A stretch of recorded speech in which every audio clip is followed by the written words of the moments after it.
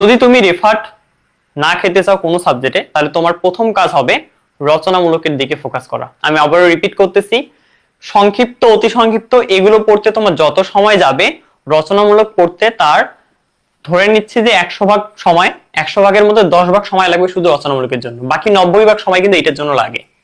এখন তোমরা যেটা করো, পরীক্ষার আগের রাতে সবাই কিন্তু ওয়ান নাইট প্রিপারেশন নিয়ে যাও, ওয়ান নাইট প্রিপারেশনে রচনামূলক গুলো করে যাও, কিন্তু ভাই একটা রচনামূলক 2 পৃষ্ঠার 2 লাইনের অতি সংক্ষিপ্ত সংক্ষিপ্ত মনে রাখা গেলেও রচনামূলক গুলো কিন্তু আর মনে থাকে না। এই রচনামূলক গুলো যখন খারাপ হয় তখন কিন্তু তোমার পরীক্ষায় অটোমেটিক রেফার্ট আসে। কেন? কারণ রচনামূলকে 50% মার্ক থাকে, যার কারণে তোমাকে আগেই বলছি আমি যে তোমাদেরকে অবশ্যই রচনামূলক গুলোকে আগেই শেষ করতে হবে, শুরুর দিকে শেষ করতে হবে। আমি নিজেই কিন্তু রচনামূলক গুলোকে আগে শেষ করতাম। আমি আমার নিজের ব্যক্তিগত উদাহরণ তোমাদেরকে দিয়েছি যে আমি কিভাবে শেষ করছিলাম। আমার কিন্তু কোনো সাবজেক্টে রেফার্ট কখনোই আসেনি, যদিও বা আমি দেখা যায় যে কখনোই কলেজে যাইতাম না, পড়াশোনা ওইভাবে করতাম না, এদিকে সারাদিন তোমাদেরকে পড়াতাম, তাও আমি কেন রেফার্ট খাইনি? কারণ আমি আগে যে কাজটা করতাম, আমি শুরুর দিকে যে বইগুলো ছিল সেই বইগুলো থেকে গুরুত্বপূর্ণ রচনাগুলোকে শেষ করে রাখতাম। এবং পরীক্ষার সময় যে 4 দিন 5 দিন বন্ধ থাকতো, ভালো করে একটু বোঝো, পরীক্ষার সময় যে 4 দিন 5 দিন বন্ধ থাকতো, সেই 4-5 দিনে আমি কি করতাম? সেই 4-5 দিনে আমি অতি সংক্ষিপ্ত এবং সংক্ষিপ্তটা পড়তাম। এতে করে আমার 4 দিনে অতি সংক্ষিপ্ত সংক্ষিপ্ত একদম ক্লিয়ার হয়ে যেত। তখন দেখা যায় আমার পরীক্ষা 80%-এরও বেশি আমি অ্যান্সার করে আসতাম। সো কোনোভাবেই রেফার্ট আসার চান্স নেই। তাহলে কি করতে হবে? যদি তোমরা কেউ রেফার্ট খেতে না চাও, আমি আবারও রিপিট করতেছি, রচনামূলক গুলো পড়ে যাও। এবং যখন তুমি পরীক্ষার হলে যাবা, তখন তুমি পরীক্ষার হলে এই রচনা দিয়েই শুরু করবা, রচনা দিয়েই শুরু করবা।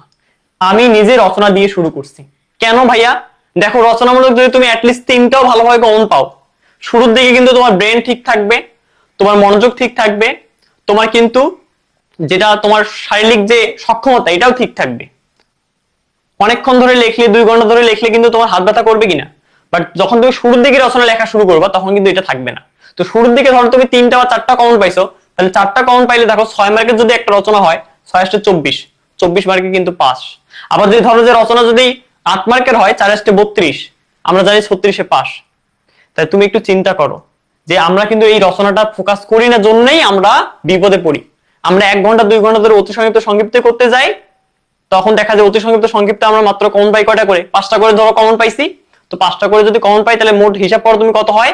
5 × 2 = 10, আর এইদিকে ধরলাম 3 × 5 = 15, তাহলে মোট 25 মার্ক হলো। তাহলে 2 ঘন্টা ব্যয় করে তুমি মাত্র 25 মার্কের অ্যান্সার করছো, সেখানে আমি 1.5 ঘন্টা সময় ব্যয় করে কত মার্কের অ্যান্সার করছি?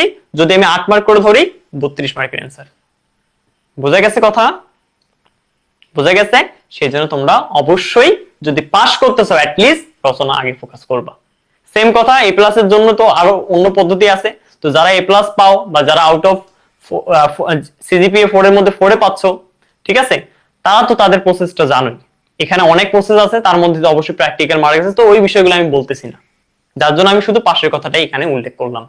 তো তোমরা এইভাবে পড়ে যাও, ইনশাল্লাহ পরবর্তী সেমিস্টারে তোমার রেফারটা আসবে না। আল্লাহ হাফেজ।